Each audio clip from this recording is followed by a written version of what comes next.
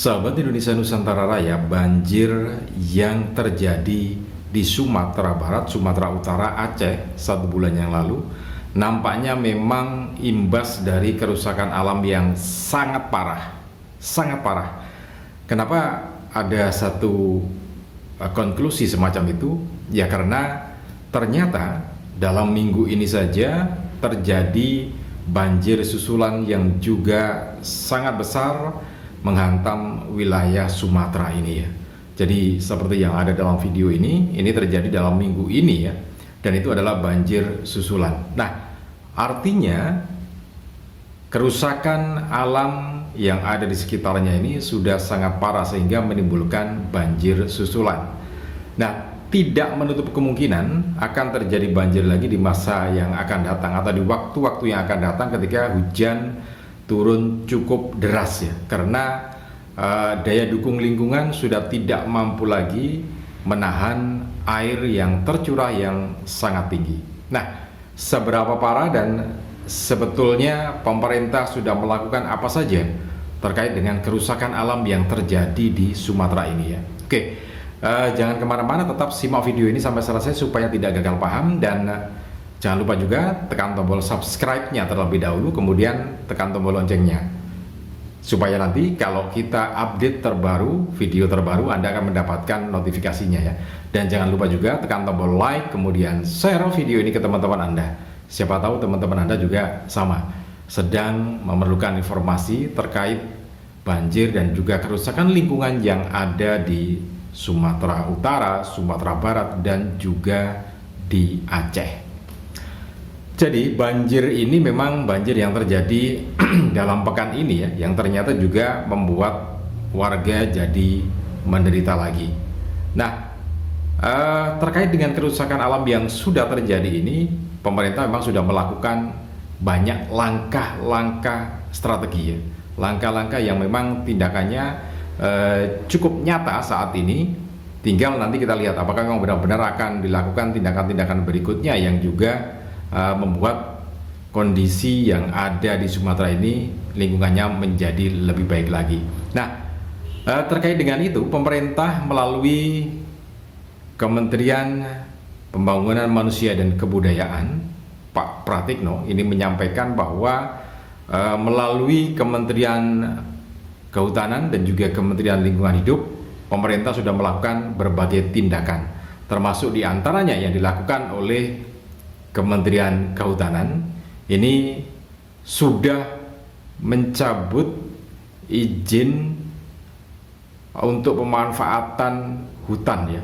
Ada sekitar 1,5 juta hektar untuk kebun sawit ini yang dicabut izinnya, karena ini disinyalir dan juga ada sampel yang diambil, kemudian beberapa pemegang untuk pengelolaan atau PBPH, jadi perizinan berusaha pemanfaatan hutan ini menimbulkan sedimentasi dan kemudian mengakibatkan banjir yang terjadi di 3 wilayah itu ya, di Aceh, kemudian juga di Sumatera Barat dan Sumatera Utara. Karena itu izinnya dicabut ya, 1,5 juta hektar kebun sawit.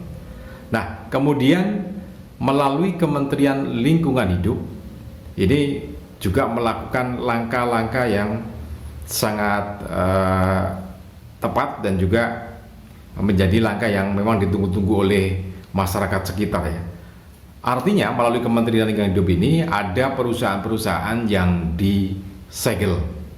Jadi ya ada sekitar 8 perusahaan tambang yang dilakukan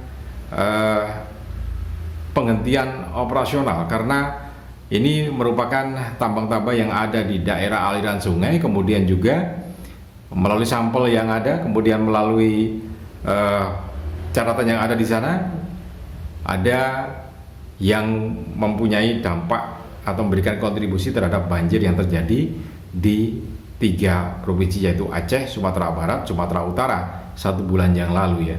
Nah, menurut Kementerian Lingkungan Hidup bahwa perusahaan yang sudah disegel, dihentikan untuk tambangnya ini saat ini dilakukan pemeriksaan ya. Jadi ada sanksi administrasi pemaksaan dari pemerintah, sanksi administrasi. Nanti artinya ada 3 sanksi yang bisa diterapkan pada perusahaan tambang ini. Ada 3 opsi sanksi. Jadi yang pertama adalah sanksi paksaan dari pemerintah, sanksi administrasi itu. Kemudian yang berikutnya atau yang kedua adalah sanksi penuntutan perdata, dan yang berikutnya adalah sanksi penuntutan pidananya. Kenapa pidana? Ya karena itu nanti akan dilihat lebih jauh lagi, dikumpulkan datanya, kemudian dibuktikan apakah memang perusahaan-perusahaan ini atas kelalaiannya kemudian mengakibatkan nyawa orang meninggal dunia atau hilangnya nyawa manusia. Nah itu yang akan terkait dengan pidananya nanti semacam itu ya. Nah ini yang jadi satu konsen pemerintah untuk melakukan penindakan atau penertiban terhadap perusahaan-perusahaan pemegang pengelolaan hutan ya. Jadi PBPH, perizinan berusaha pemanfaatan hutan. Nah sanksi yang diberikan oleh pemerintah ini tidak terbatas pada 8 perusahaan ini saja. Ini adalah garis startnya. Artinya begini, ini yang disinyalir pertama kali, kemudian juga sudah ada data-data dikumpulkan, kemudian diberikan sanksi penyegelan. Nah, tidak menutup kemungkinan nanti ada perusahaan-perusahaan yang lain, karena ini kan perkembangannya cukup signifikan ya. Artinya akan dilihat perusahaan-perusahaan lainnya apakah juga punya kontribusi terhadap terjadinya banjir yang terjadi di Sumatera Utara, Sumatera Barat, dan Aceh 1 bulan yang lalu. Nah kalau ditemukan maka akan dilakukan penindakan yang sama terhadap seperti 8 perusahaan yang ada sekarang ini ya. Nah Kementerian Lingkungan Hidup juga menyampaikan paling tidak ini untuk menyelesaikan semua berkas-berkas perusahaan yang sudah dihentikan operasionalnya itu butuh waktu 3 bulan untuk bisa selesai. Kemudian nanti akan dilakukan proses hukum tadi ya. Jadi sanksinya ada 3 opsi tadi. Nah, sementara untuk terkait dengan bantuan yang dilakukan oleh pemerintah, kemudian juga pembersihan wilayah yang terimbas bencana banjir di Sumatera ini, Kementerian yang dipimpin oleh Pak Pratikno juga menyampaikan bahwa 90% jalan utama ini yang terkena banjir kemarin sudah bisa beroperasi lagi, sudah bisa dilewati lagi ya. Jadi sekitar 90%. Nah itu perkembangan yang ada di wilayah Sumatera. Jadi seperti yang kita ketahui teman-teman, bahwa banjir di Sumatera yang terjadi 1 bulan yang lalu itu memang membawa dampak ataupun membawa efek yang cukup besar ya. Bahkan bencana memang benar-benar cukup besar, mengakibatkan 1.000 lebih orang yang meninggal dunia, kemudian ratusan orang yang hilang itu, kemudian juga berikutnya ada ratusan bahkan ratusan ribu rumah yang rusak atau hanyut, kemudian juga fasilitas-fasilitas umum, fasilitas kesehatan ini juga banyak yang hancur ya. Makanya akan segera dilakukan untuk pemulihan bencana ini. Oke, mudah-mudahan perkembangan ini bisa jadi pantauan kita, dan juga terus kita pantau bagaimana kondisi perkembangan yang ada di Sumatera ini ya, supaya kita bisa melihat bagaimana perkembangan yang berikutnya. Nah, terkait dengan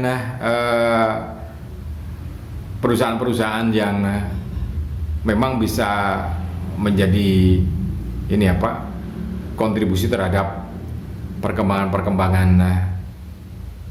banjir yang ada. Nah, banjir susulan ini kan menunjukkan betapa rusaknya lingkungan yang ada ya. Karena kalau kita lihat kenapa kemudian terjadi banjir ya, karena memang biasanya kalau hutan lindung itu maka daun-daunannya akan berguguran ya, kemudian menumpuk di tanah menjadi lahan gambut, ranting-rantingnya juga menjadi gambut ya. Nah itu yang menampung air sebetulnya. Jadi ketika hujan yang cukup deras itu mengguyur wilayah itu, tetapi ada gambut di bawahnya, maka air akan tertahan di situ. Nah tapi ketika humus itu sudah tidak ada, gambut itu sudah tidak ada, maka hujan akan langsung turun, kemudian menghantam ke tanah dan menimbulkan banjir karena tidak ada tahanan di situ. Gambut sebetulnya menahan air yang begitu deras sehingga tidak terjadi banjir langsung ke pemukiman. Nah, tapi karena ini sudah tidak ada, maka itulah jadinya banjir yang ada di Sumatera ini. Mudah-mudahan nanti pemerintah melakukan tindakan-tindakan yang lebih cepat lagi untuk menangani penyebab banjir dan juga akibat banjirnya. Salam dan sukses selalu.